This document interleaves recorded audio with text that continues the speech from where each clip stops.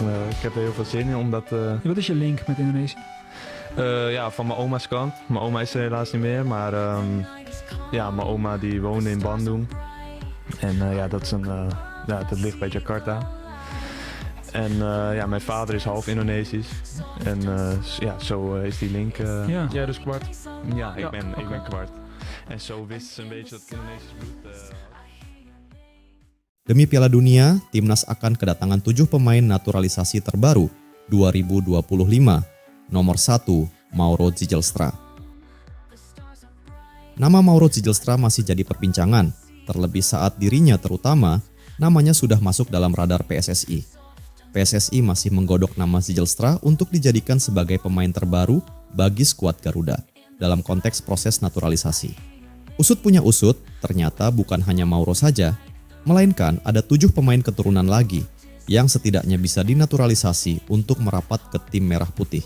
Nah, pada video kali ini akan membahas mengenai 7 calon pemain keturunan terbaru buat timnas yang berpotensi merapat di tahun 2025 ini. Mauro Zijlstra. Nama Mauro memang sudah masuk dalam radar PSSI, terutama semenjak pemain keturunan ini sudah mengumpulkan dokumen. Memang benar bahwasanya striker 19 tahun itu sudah mengumpulkan dokumen dan berkas, sebab dia sangat terbuka untuk dinaturalisasi.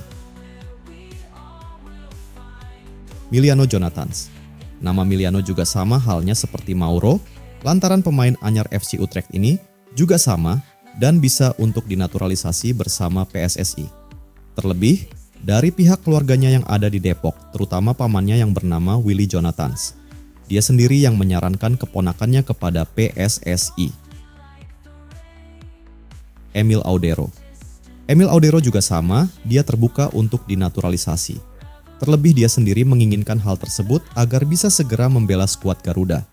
Belum lagi, Audero rupanya pernah berkomunikasi dengan Ketua Umum PSSI, yakni Erick Thohir, sewaktu 1,5 tahun lalu saat dirinya bertemu di Italia. Tristan Goijer.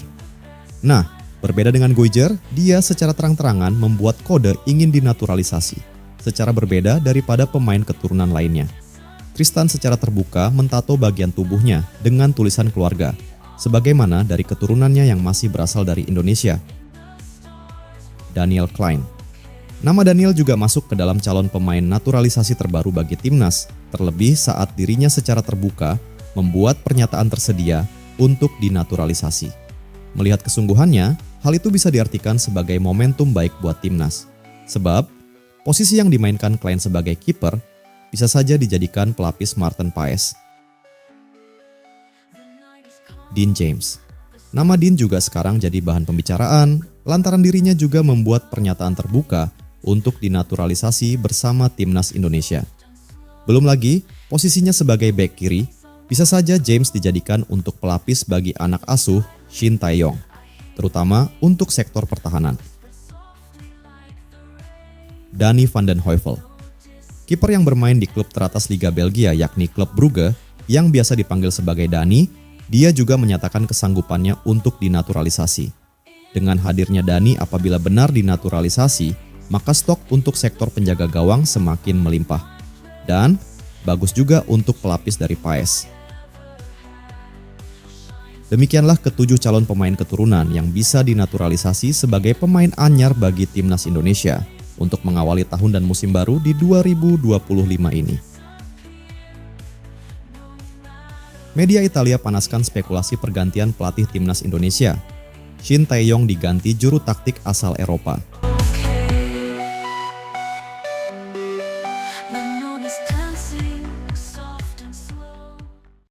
Media asal Italia, Tuttosport, memanaskan spekulasi pergantian pelatih timnas Indonesia dengan menyebut Shin Tae-yong kemungkinan akan diganti juru taktik asal Eropa. Shin Tae-yong membawa perubahan besar sejak ditunjuk menjadi pelatih timnas Indonesia. Ia membuat Garuda terbang tinggi. Indonesia kini mulai bersaing di level Asia dan tak lagi di area regional ASEAN. Terbukti skuad Merah Putih bisa bicara banyak di pentas Piala Asia. Indonesia kini juga punya peluang bermain di Piala Dunia 2026. Prestasi mereka di kualifikasi Piala Dunia 2026 zona Asia cukup bagus. Meski demikian, Shin Tae-yong belakangan ini tiba-tiba berada dalam tekanan besar. Hal tersebut tak lepas dari hasil tak memuaskan yang didapat timnas Indonesia di Piala AFF 2024. Indonesia gagal lolos dari fase grup. Padahal Shin Tae-yong ditargetkan bisa masuk ke final. Posisi Shin Tae-yong pun digoyang. Ada pihak-pihak yang ingin ia dipecat dari kursi pelatih timnas Indonesia. Namun, banyak yang membela Shin Tae-yong. Banyak yang ingin Shin Tae-yong dipertahankan di skuad Garuda. Kabar ini sampai juga di telinga media Italia, Tuttosport. Mereka kemudian memanaskan spekulasi pergantian pelatih timnas Indonesia. Mereka menulis sebuah artikel dengan judul, "Thohir ingin Piala Dunia, pelatih Eropa untuk Indonesia."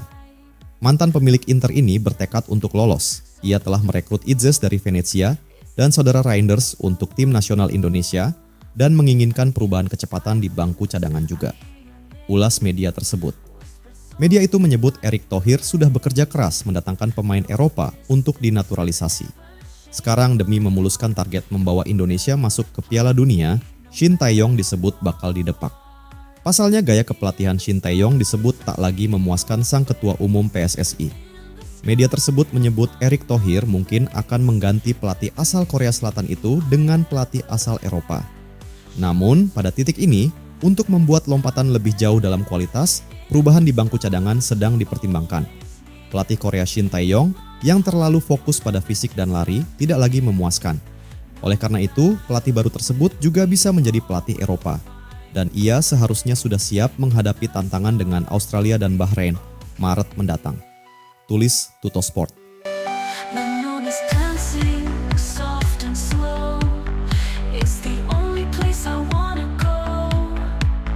In the silence, I hear your name whispered softly.